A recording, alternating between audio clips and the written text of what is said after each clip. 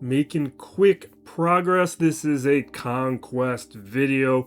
We are looking at Sector 2 today of Conquest 22 for Satele, Shan. We're going to look at the feat progress, both the globals and the sectors. A look at the squads we utilized to accomplish those feats, the data disks that we accumulated, and then the boss nodes. We'll be breaking down how we tackle them. But this is an easy conquest. This is not like the last one, which wasn't even that bad. Global feats through Sector 2. We made a small amount of progress here. You can see challenging victory, making our normal progress. We don't go off the golden path. Evasion down, I don't think any progress. A handful maybe for accuracy up. I think that was maybe like 42, 43 last sector.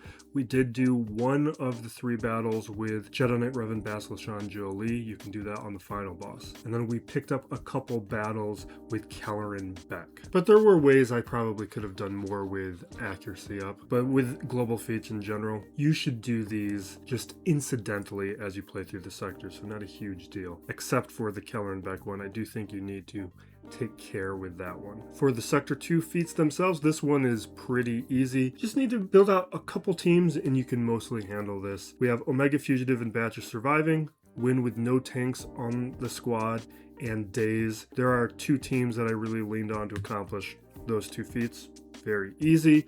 Buff immunity took me a little bit longer to figure out the teams that I wanted to lean on, but at that point I was just doing buff immunity alone and I had a lot of options. Squads, we really leaned on 2 options for Omega Fugitive, not just her lead. We also looked at Hunter lead. We'll talk more about both of these. For buff immunity, I had a couple options here. We have a Jedi Kenobi one. I didn't use this one at all. I did use Lord Vader. There's a nice AoE buff immunity with TIE Pilot, but he was, once the stamina went down, that became very ineffective. I kind of had the same issue with Balin. This was only working for me incidentally. So I didn't really use any of these squads. I ended up using a squad I didn't even build a preset for. The first squad I used was our Old Bad Batch trio of Hunter, Echo, and Tech, and then threw in Badger and Fugitive. You can see I got about 5 battles out of these guys before I switched. At a certain point, their stamina got too low where they were no longer effective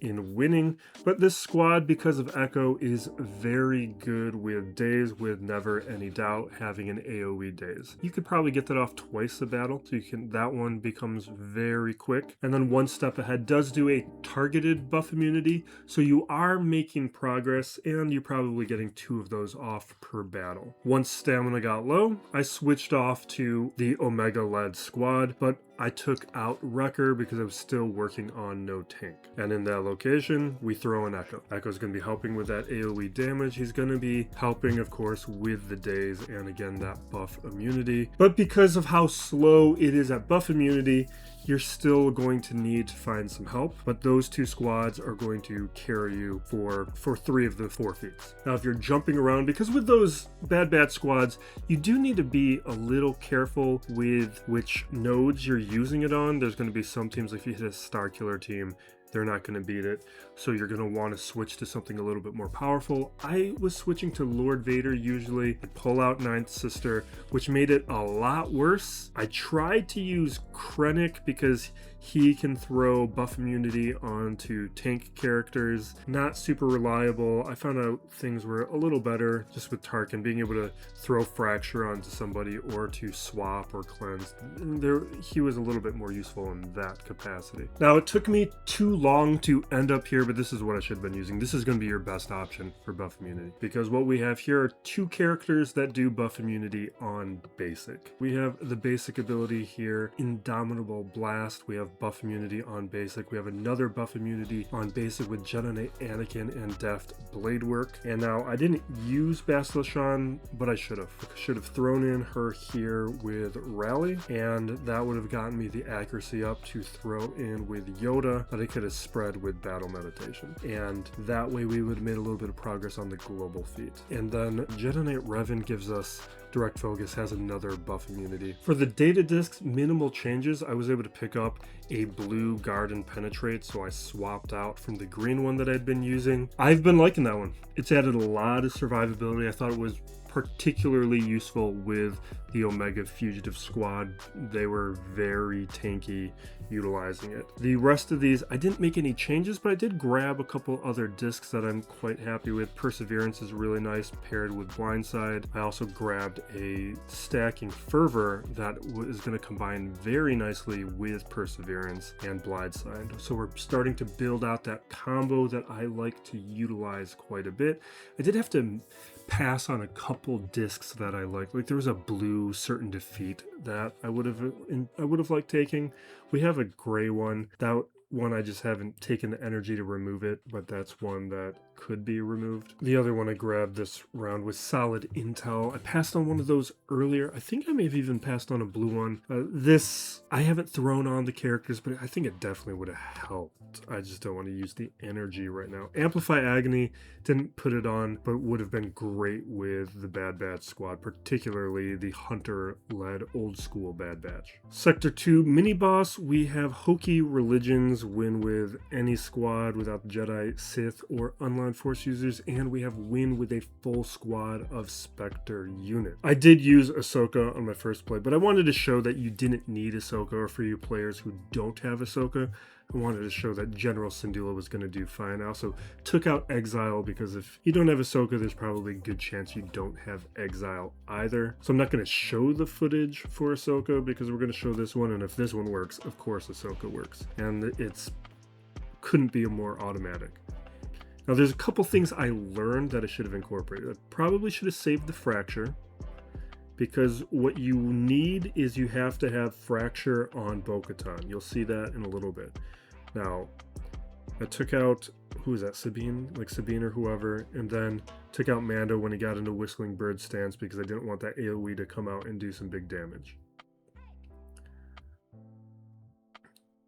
Now, I do have Gear 12 on Chopper? No, I think everyone's at Relics now. I think I used a token on him. We're going to take out Grogu, and then we're going to get down to just Bo and Paz.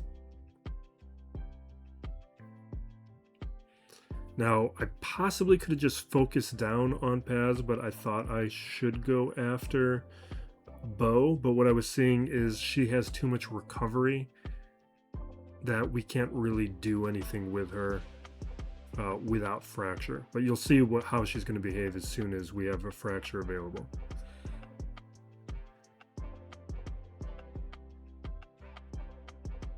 I did lose one guy though, Hu Yang.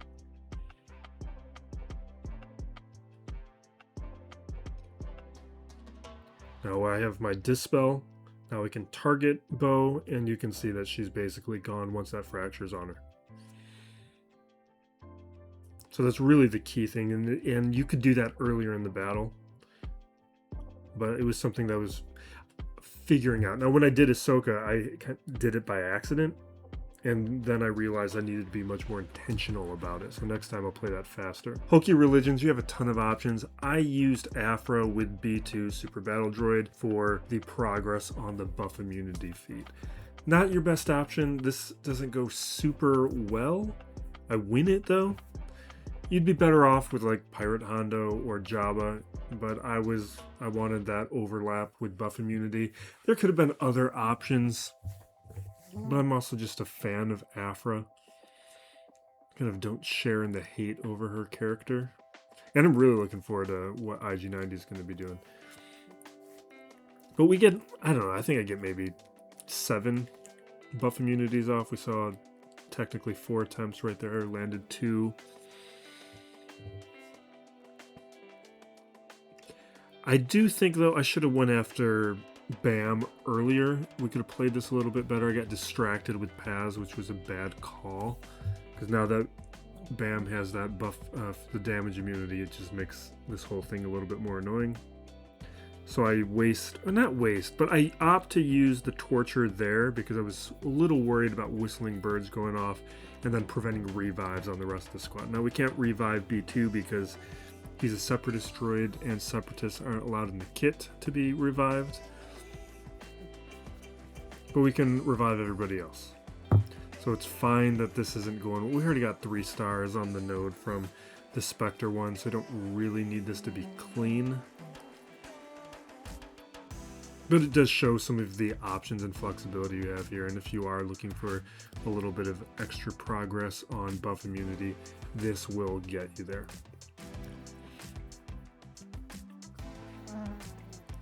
Then we'll bring him back and finish him off. Or we will now.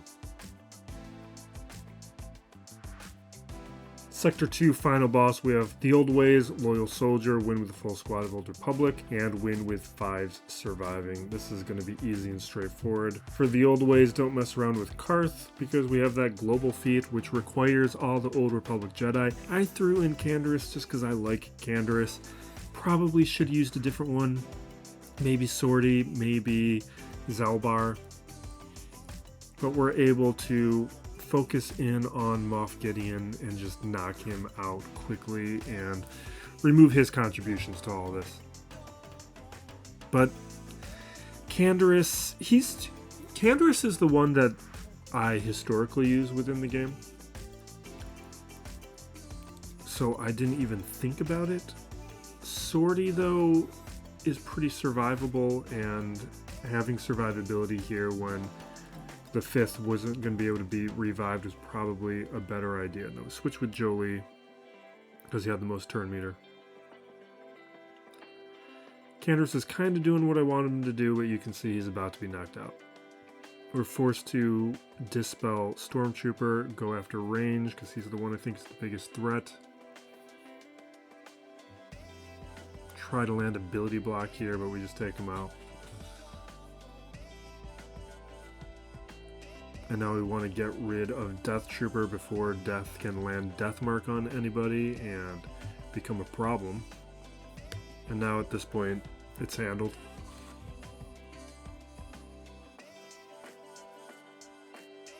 Rally from Bastila Shan gets us a little progress on the globals with accuracy up. But other than that, nothing's really helping or making progress other than just that global feat where we need 3 wins. Well, I'll probably do the other 3 on a Datacron node.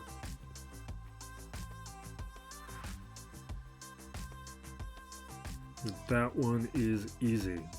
For 5 surviving, I didn't feel like messing around. I wanted to just get done with it and get started working on this video.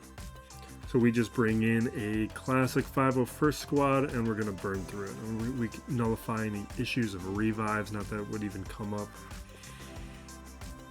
And we're just going to make quick work of things.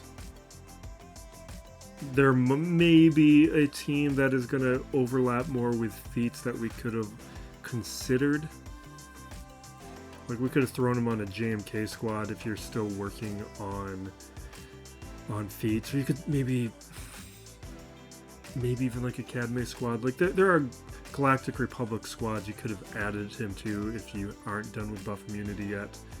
But I think it was pretty easy to complete buff immunity and complete all the feats in this sector that's not necessary. But that wraps up Sector 2. We will be back tomorrow with Sectors 3 and hopefully Sector 4. If you do get ahead of me, up in the corner is my feat overview of the entire Conquest. That has my initial thoughts with how I am breaking down these feats and how I'm going to attempt to beat these sectors. But as you've seen through the first 2 of these sector videos, I have made some adjustments, made some tweaks, found some better ways to optimize and be a little bit more efficient. So pay attention to those sector breakdowns when they arrive. And then in the coming days, we're also going to be working on the Datacron video and the kit breakdown video for Satele Shan. But thank you for watching. Be excellent to each other, everybody. This is Still Plays Galaxy of Heroes.